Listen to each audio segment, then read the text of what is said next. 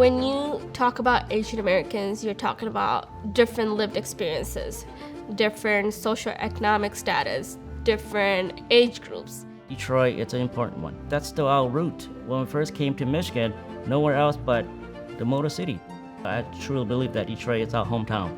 The automotive is here, jobs. I think it doesn't matter where you want to live, you can't find any jobs, you won't be able to survive.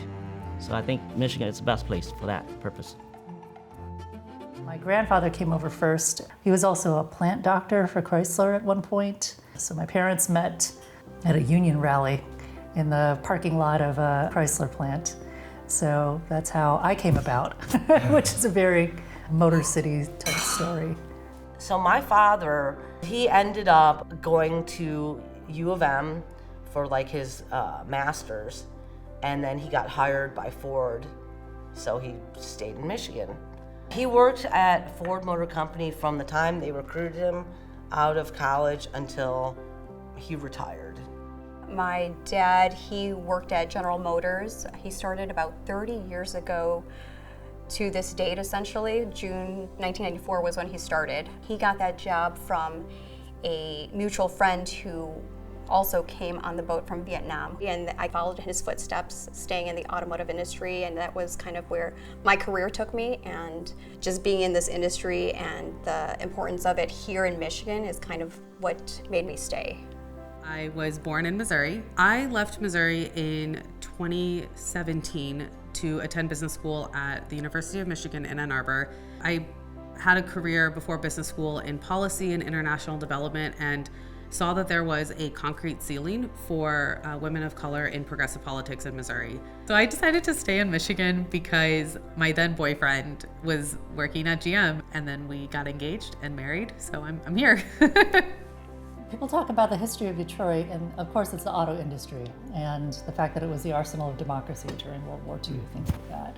And then people talk about the Great Migration of Black Americans in the South, filling the role as factory workers.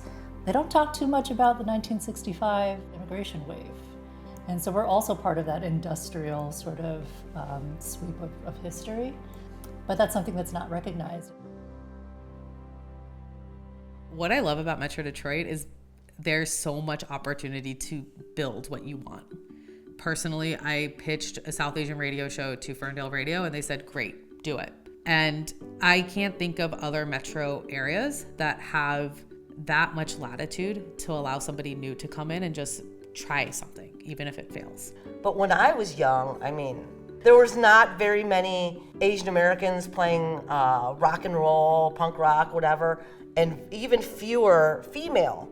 It's definitely something that my parents never, ever approved of. For a lot of Asian kids growing up, your parents put you into piano lessons or violin lessons, you know, and like, okay, you're gonna learn how to play a musical instrument. But then there's also that whole thing like, but we don't really want you to be a musician. We want you to be an engineer. We want you to be a doctor. We want you to be a lawyer, something that makes money. I got done with college and I was like, what do I want to do with my life? I don't really know. And I started playing with some bands, and I very luckily, personally, got signed to a indie label in California. So they put out a record of mine. I did some tours for that, and then I got picked up by this band, the Dirt Bombs. I toured pretty much since early 2000s, and I started doing the radio show for Sirius Satellite Radio, which I did that for a good 17 years. And I remember my dad, I don't know what he thought, how he thought I got by, how he thought I had any money, but he basically thought I didn't have a job until they started putting Sirius radios in Fords. And then he said, oh, you do have a job. So I thought that was pretty funny. I grew up in the south end of Dearborn, and it's right off the Ford Rouge plant, and there is just, in a small piece of land right next to Mexican Town, is on Dixon Verner, is a small little Yemeni community neighborhood, and everyone there ended up immigrating from Yemen to work in the automotive industry. I decided, I'm not going to be an engineer. I want to be a filmmaker. I want to be different. you know, the middle child audacity. I had experience of working with a big company that had me in Chicago and Madison, Wisconsin. It was just not inclusive. I did not feel welcomed at all as a hijabi, as a person who just looks different than everyone else there. So, however, do I see people like me in the industry that much? No, unless it's like documentary filmmaking. The film industry here in Michigan, it's so inclusive and so welcoming, and it's so refreshing.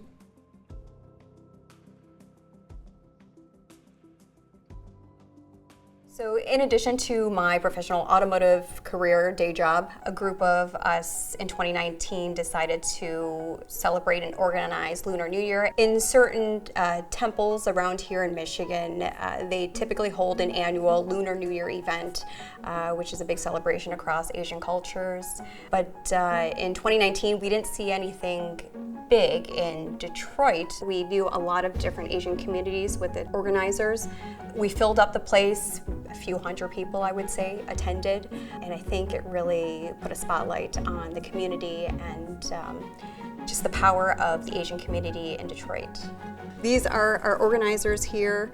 I don't think we would have seen something like this in the past. Asian Americans on the front page of a local newspaper is pretty surreal to us. So today we organized our first Asian American sports tournament. The Great Lakes Hmong Association was established back in the 1980s. Started with the Hmong refugees that came here in the late 70s. So today, basically, we have a vast array of Asians here. We do have, like you said, Filipinos, we have Hmongs, there's Vietnamese out here, but we want to kind of make sure that we all we're not indiscriminate of anybody out there. My parents was always scared to let us play sports because they didn't want us to get hurt due to the fact that they were, you know, poor, didn't have good insurance. The camaraderie, the networking, the friendship, especially like if you grew up by yourself, you know, like that was one way to put yourself out there, you know, by being an athlete. I think sports plays a really big role, especially in America. Like, we're not just throwing a tournament. We're trying to talk to these youth at the beginning of the tournament, at the end of the tournament when we're handing out trophies, to make them realize, like, when we're not here anymore, someone is gonna have to step up to maintain our tradition and our culture, but at the same time is we have to move forward as Asian Americans. You need to imprint something on this planet or Earth before you leave, and I think the best thing to do that is to make sure that your voice is heard. When our parents brought us here, it's for this opportunities, because you make your dream in America. So.